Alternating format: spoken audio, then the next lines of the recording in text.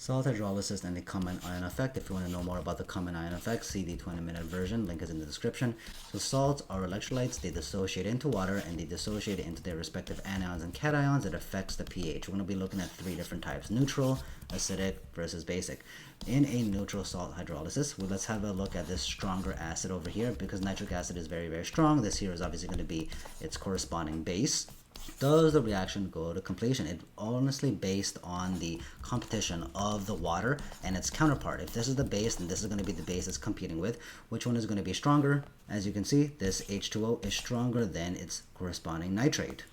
This means that it's going to go to completion whenever the water is stronger. So that means all of this HNO3, it's not going to be on this side at all. It's going to completely dissociate into its respective anions and cations. So does the reaction go to completion? The answer is yes. Let's have a look at this one over here. This is an acidic salt hydrolysis.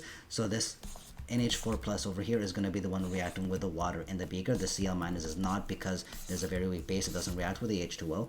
So of course this one here has to be the acid, because we all know that NH3 is a base. And of course if this is an acid on the reactant side, this here has to be the base on the reactant side. Again, let's compete against the water. Which one is stronger, this water or this ammonia? Well, you can look at the chart. As you can see, NH3 is going to be stronger than the H2O, which is going to be the one right over here.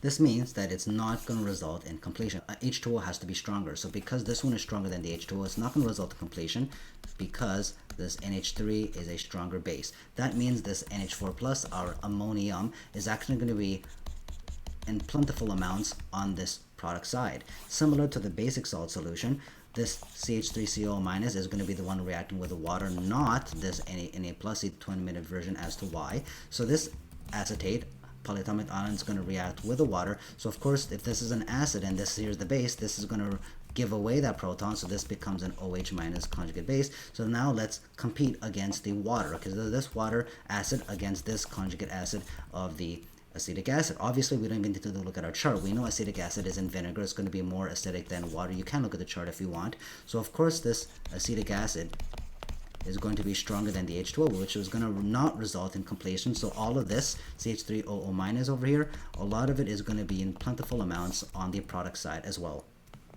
These are the two green questions of the day. Please pause the video, try these yourself, and I'll be giving you the answers shortly. This is the answer to the first question. This is the answer to the second question.